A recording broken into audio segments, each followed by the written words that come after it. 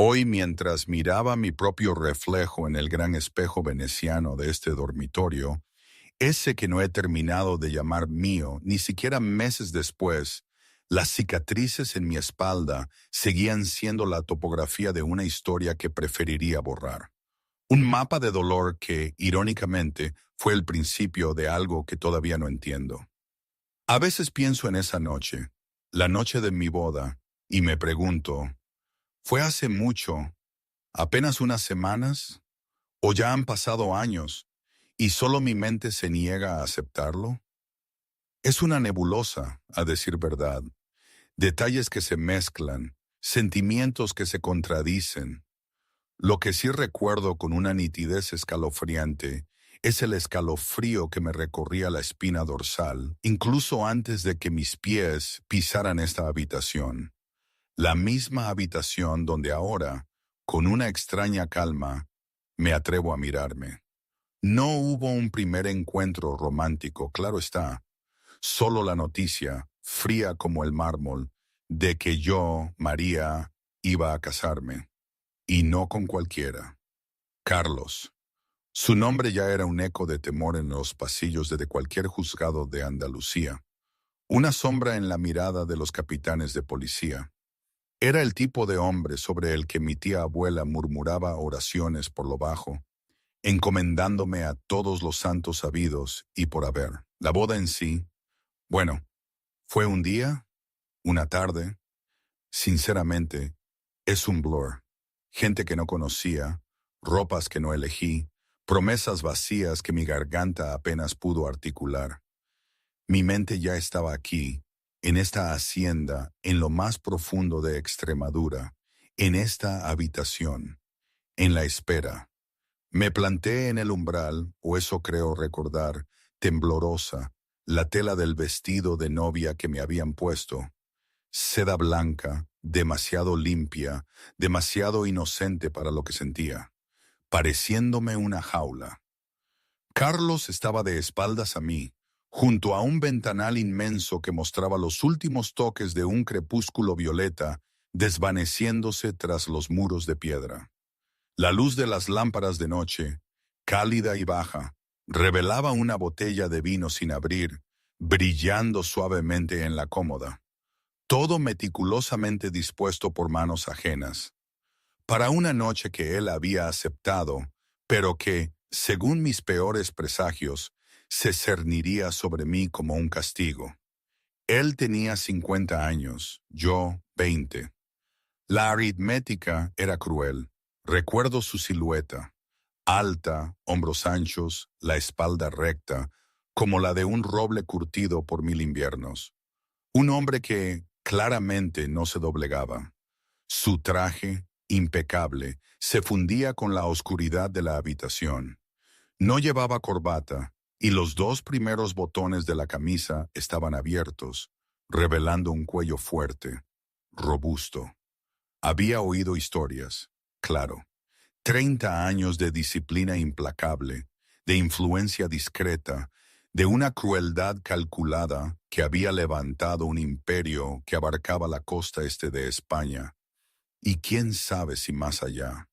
Su nombre se susurraba o simplemente se evitaba.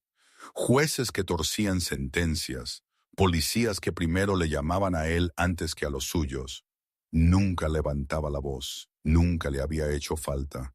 La puerta se abrió un poquito, casi sin ruido. O eso me pareció a mí, mi corazón latiendo como un tambor desbocado en mi pecho. Pero él, sin girarse, lo percibió. Sus pasos se oyeron entonces, lentos, dubitativos, como si cada pequeño avance fuera una reconsideración, una batalla interna para seguir adelante.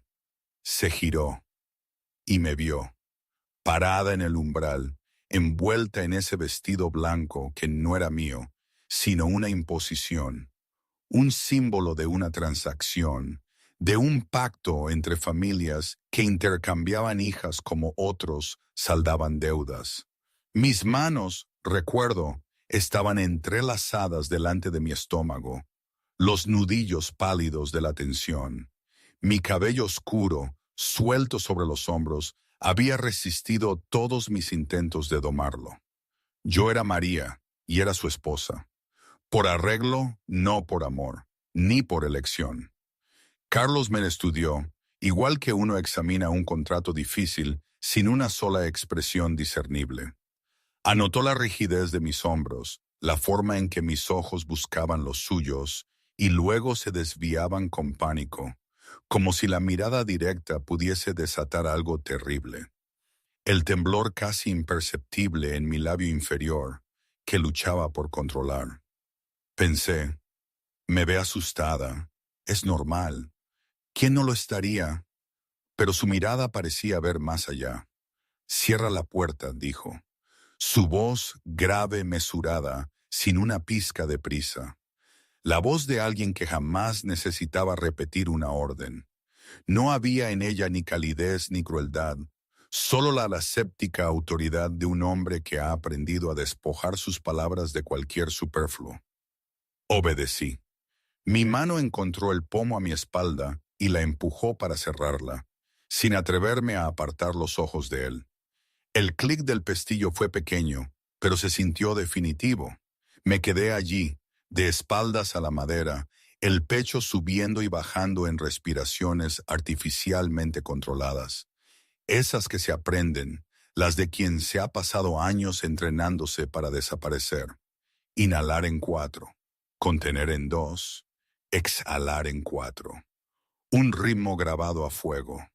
Él se sirvió una copa de vino. A mí no me ofreció. Ven, ordenó. Avancé. Cada paso deliberado, contenido, extrañamente más pequeño de lo que debería, como si intentara no perturbar el aire a mi alrededor. Me detuve a unos 2 metros de él, demasiado lejos para una caricia, demasiado cerca para una huida. Lo noté. Él también. Dejó la copa sin beberla. Gírate. Y ahí por primera vez algo brilló en mis ojos, un destello crudo, efímero, que cualquiera habría pasado por alto. Pero Carlos Calloway no se perdía nada. Había forjado su vida observando lo que otros ignoraban. Me di la vuelta, le di la espalda. La seda de mi vestido captó la luz tenue y por un instante me sentí una pieza de museo, frágil y quieta, enmarcada en ámbar. Sus dedos se acercaron a la cremallera de mi vestido, firmes, siempre firmes. Había estado en esta situación antes, aunque nunca así, nunca de forma impuesta. Comprendía la mecánica de una noche de bodas, las expectativas, la actuación. No tenía intención de ser delicado por sentir, sino de ser eficiente por no sentir nada. La cremallera se deslizó sin esfuerzo. 1, 2, 3 centímetros. La seda se abrió. Y Carlos Calloway, que había visto la muerte, que había dictado sentencias con la precisión fría de quien firma un recibo, que había vivido 3 décadas en un mundo donde la violencia era el idioma universal, se paralizó. Las cicatrices empezaban justo debajo de la nuca. Sucaban mi espalda en relieves superpuestos, cruzaban ambos hombros. Algunas, finas y pálidas, como caligrafía antigua en mi piel. Otras, más anchas, más oscuras, las que dejaban algo pesado, un cinturón, una cuerda, algo que marcaba más que una simple línea. Algunas habían cicatrizado limpiamente, otras no, donde la piel se había desgarrado y reformado en patrones irregulares, ásperas y desiguales, como un paisaje devastado por tormentas. No eran aleatorias. Había un patrón. Líneas horizontales, espiciadas uniformemente, concentradas entre los omóplatos y la parte superior de la espalda, como si alguien hubiera sido metódico, practicado, alguien que había hecho esto muchas veces, alguien que había hecho esto durante años. La habitación se quedó en silencio. Carlos no se movió. Su mano permaneció sobre la cremallera, sus dedos inmóviles, suspendidos sobre la tela, como si la conexión entre su cerebro y su cuerpo se hubiera cortado. Su respiración seguía siendo lenta, controlada, como siempre, pero algo bajo sus costillas se había alterado, algo pesado, algo que aún no tenía nombre. Mis hombros se encogieron, un movimiento inconsciente, el movimiento de quien ya ha sido vista, examinada en esa posición exacta, y que espera lo que siempre viene después, el asco, las preguntas, o ese silencio particular que precede al abandono. Esperé, pude sentir mi respiración cambiar. El ritmo cuidadosamente mantenido se quebró, volviéndose más corto, superficial, más rápido. Mis manos, colgando a los lados, empezaron a temblar, apenas visible, salvo para alguien tan cerca como él. Carlos no habló. 5 segundos, 10, 15. En esos 15 segundos, Carlos Calloway comprendió algo que reordenó la arquitectura de sus suposiciones. Yo no le tenía miedo a él. Nunca le había tenido miedo a él. El temblor, la respiración controlada, la forma en que entré en la habitación como si caminara sobre un campo minado. Todo cobraba sentido ahora, y nada de eso tenía que ver con su nombre, su reputación o el imperio que comandaba. Tenía miedo de lo que siempre venía después, miedo a las manos. Retiró las suyas, lento, sin tocarme.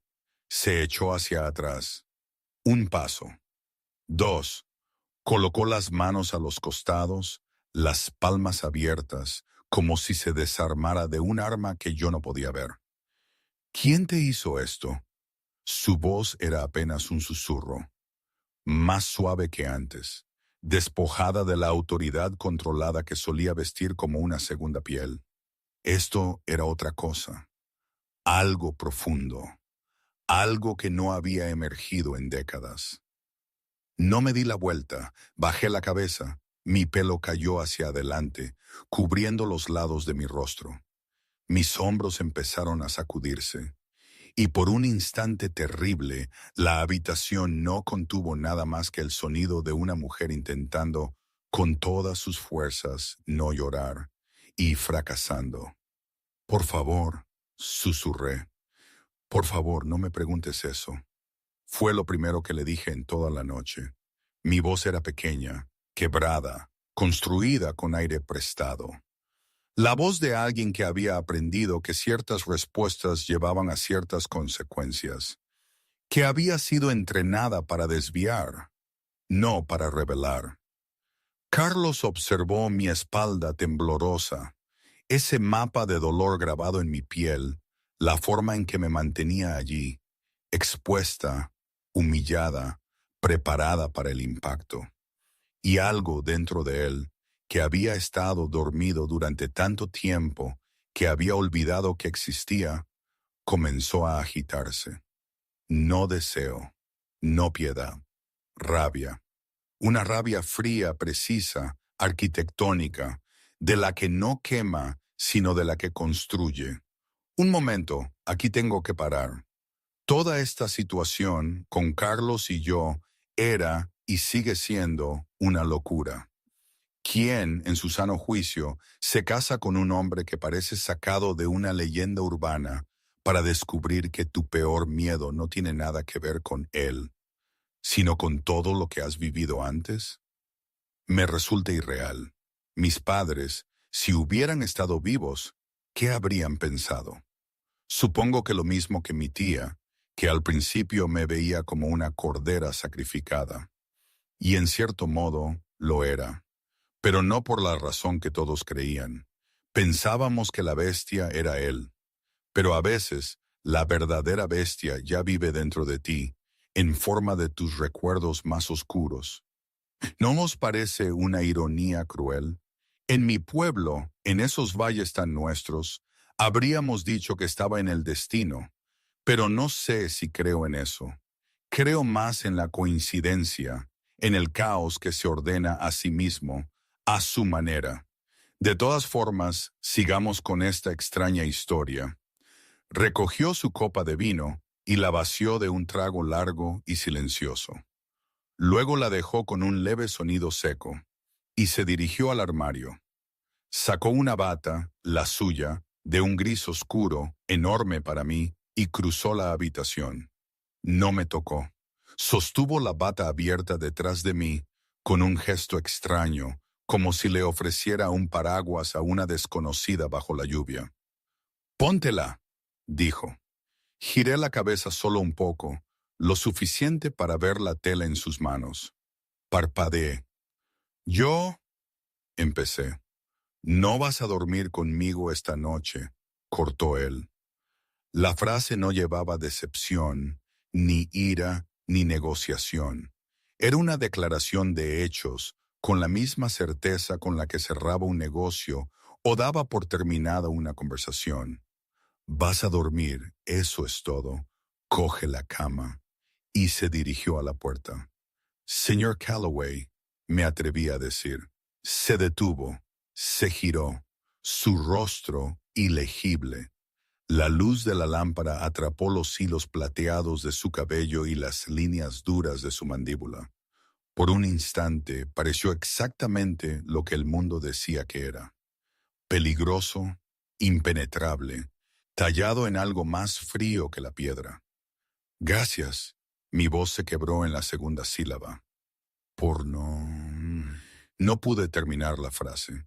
Más tarde, cuando Ana, mi doncella, la que me ayuda con el cabello y me trae infusiones cuando tengo el estómago revuelto, me contaba las cosas desde su perspectiva, todo parecía diferente. Ella me decía: «Mi niña, tú no lo viste, pero cuando el señor Carlos salió de esa habitación esa noche, parecía, ¿cómo te diré?, como si le hubieran vaciado por dentro. No estaba enfadado, que es lo que uno esperaría de un hombre así. Estaba roto. Y yo lo conozco desde que era un chiquillo, nunca lo había visto así. Para Ana, acostumbrada a los juegos de poder de la hacienda, a la frialdad de su señor, esa reacción era un terremoto. Ella me aseguraba que el señor, ella nunca decía su nombre, solo el señor, se encerró en su estudio durante horas. Que al día siguiente su mirada era más penetrante si cabe, pero ya no de un modo amenazante, sino protector. Según Ana, ese silencio en nuestra habitación no fue una humillación para Carlos, sino el momento en que algo se fracturó y al mismo tiempo algo se rearmó en él. Yo, en ese momento, solo sentía el alivio de la supervivencia. No podía ver más allá. A veces, por las noches, cuando el silencio de la hacienda es tan denso que casi se puede palpar, pienso en mi vida de antes, en mi padre. Un hombre sencillo, un artesano, que siempre decía: «Desconfía de lo que suena demasiado bonito». Hija, él lo decía por los charlatanes del mercado que vendían cremas milagrosas. Pero ahora, esas palabras resonaban de otra manera. El matrimonio, la seguridad que se suponía que ofrecía un hombre como Carlos, la promesa de una vida diferente. Todo sonaba demasiado perfecto, y lo perfecto no existe. Eso lo había aprendido. Lo había aprendido muy a mi pesar, a golpes que ahora eran esas cicatrices. Y supongo que, aunque Carlos no lo sabía en ese momento, yo ya llevaba más infierno a cuestas que el que él pudiera imaginar. Después de esa noche, todo cambió. No de golpe, claro. Los cambios en esta casa son lentos, subterráneos, como el agua que perfora la piedra. Los criados me miraban con una mezcla de curiosidad y un respeto que antes era solo para él. El chismorreo, el chismorreo. Decían que el matrimonio era de fachada, que él no me quería, que yo era demasiado joven y frágil. Otros, con una malicia que llegaba hasta mis oídos, insinuaban que algo extraño había en mí, que por eso él no me tocaba, y yo los dejaba hablar. ¿Qué más daba? La verdad era más compleja y más mía. Lo importante era que las semanas se convirtieron en meses, y Carlos, aunque seguía siendo impenetrable, ya no me era una amenaza. ¿O sí? Esto es una pregunta que todavía me hago. Nunca dejó de ser el hombre temido, pero la forma en que me miraba, en que me hablaba, ya no era fría, era atenta, y a veces casi preocupada. Era un sentimiento enredado como una madeja de lana sin fin. Y hoy, ¿qué te puedo decir? No tengo ni idea. A veces pienso que fue lo mejor que me pudo haber pasado, este giro del destino tan brusco, tan doloroso. Otras veces, cuando el recuerdo de mis cicatrices me pesa más que de costumbre, creo que cometí un error, que debería haber huido, gritado, desaparecido. Probablemente sea una mezcla de ambos. Así es la vida, ¿verdad? Nada es claro, nada es perfecto. Pero, al menos ahora, es mía, a su manera, aunque no sé qué vendrá después. Nunca se